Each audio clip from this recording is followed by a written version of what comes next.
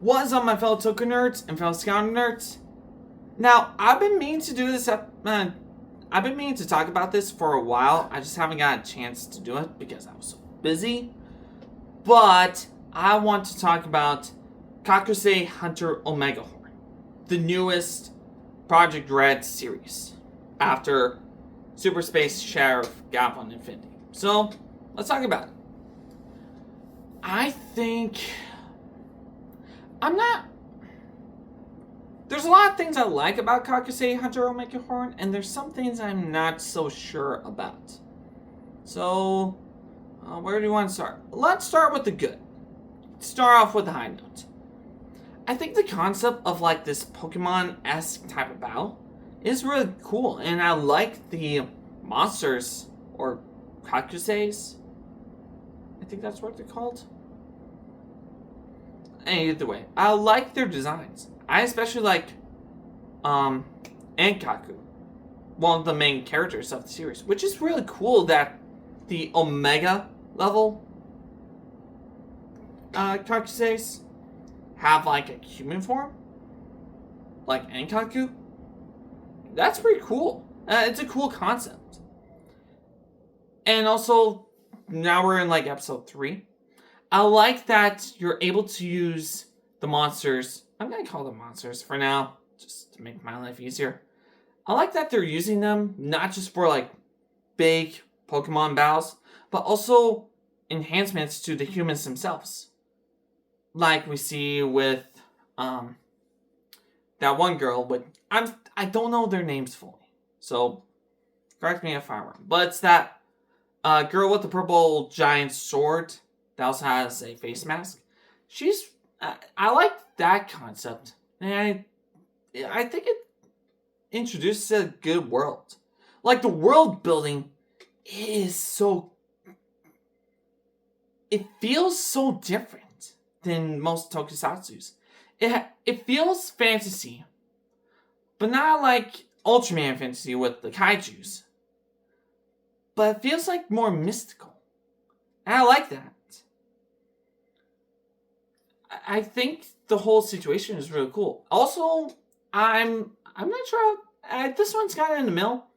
I like that during the battle they have their like own call signs using a version of the Omegahorn, or that microphone thing that everyone has. I like that. I think it's a really cool touch. Gives me like those Zoojer vibes. Sorry, take it. But you get what I'm trying to say. But I think this is really cool, just world building. It feels different. And I like that. The things I don't like,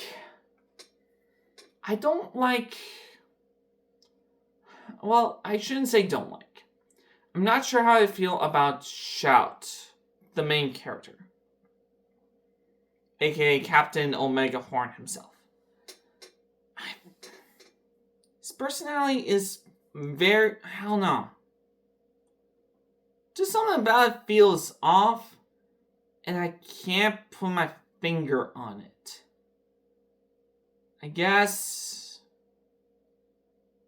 I don't know what his age is supposed to be, but I feel he acts more like a kid than what he looks like, personality-wise. I don't know if that's intentional or not. I don't know. Do I like the Captain Omegahorn suit? I don't love it. I don't hate it. I don't like that it's very mechanical. I like the jacket and a backpack. The reverse cap. Sure.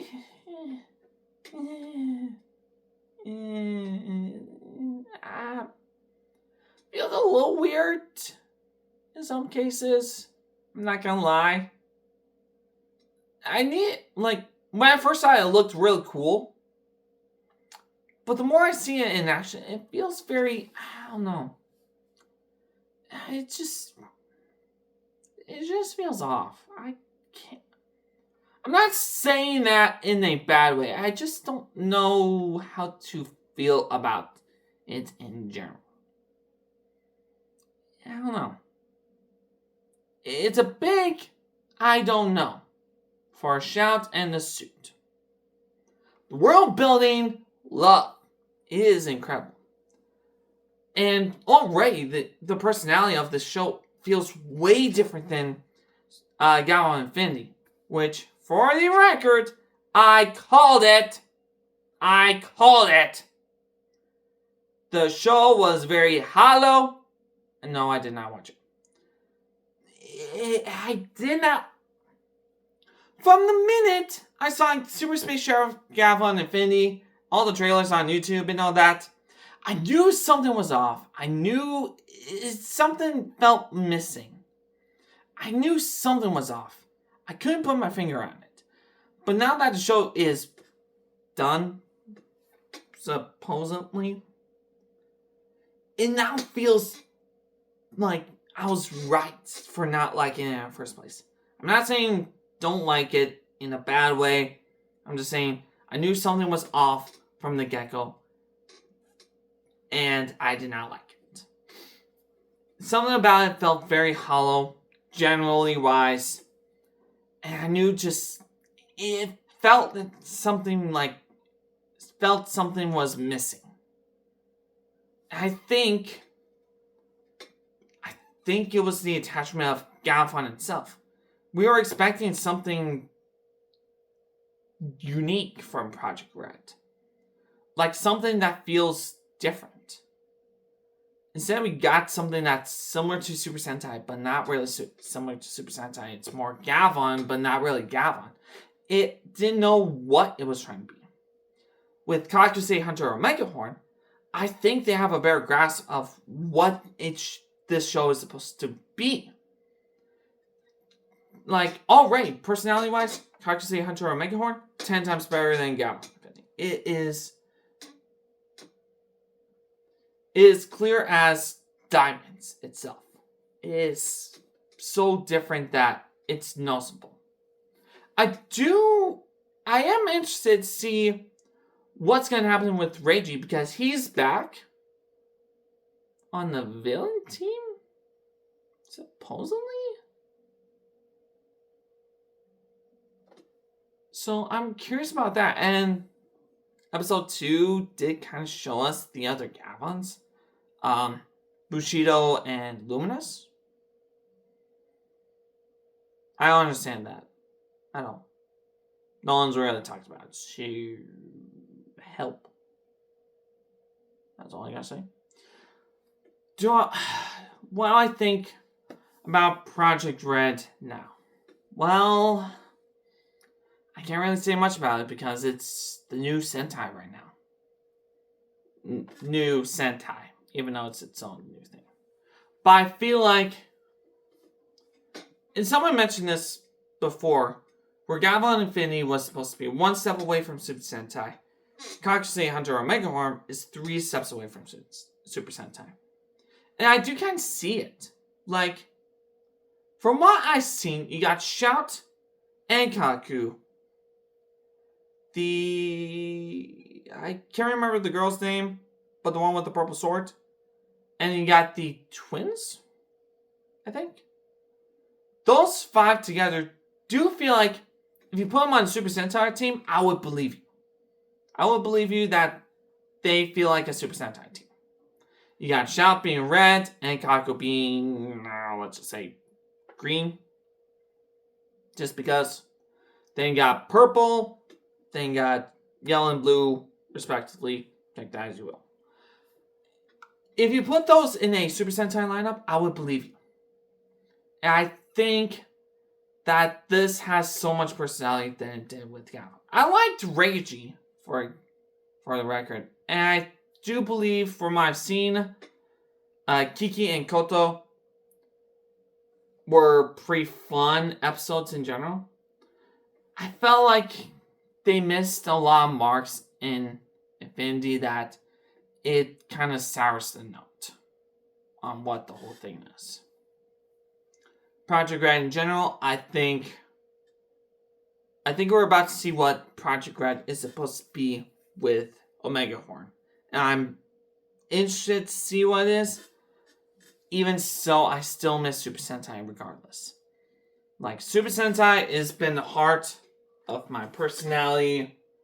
It's what's driving me to be a good person in general. So, not seeing that or seeing a Power Ranger adaptation of it for a while does hurt.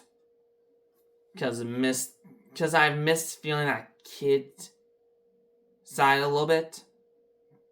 But that being said, I think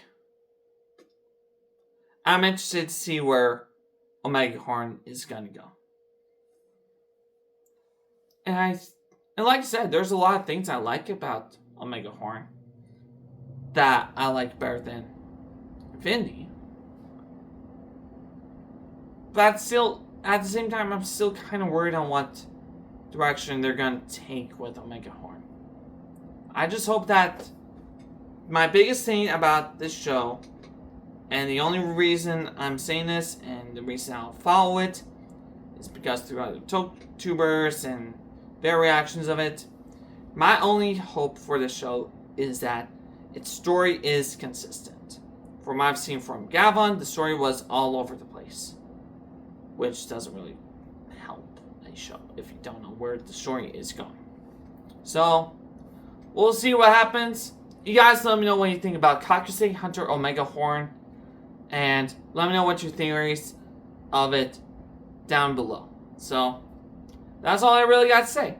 I don't like it, but I don't hate it as much as Gavin Infinity. So, that's all I got to say. So, until next time, take care.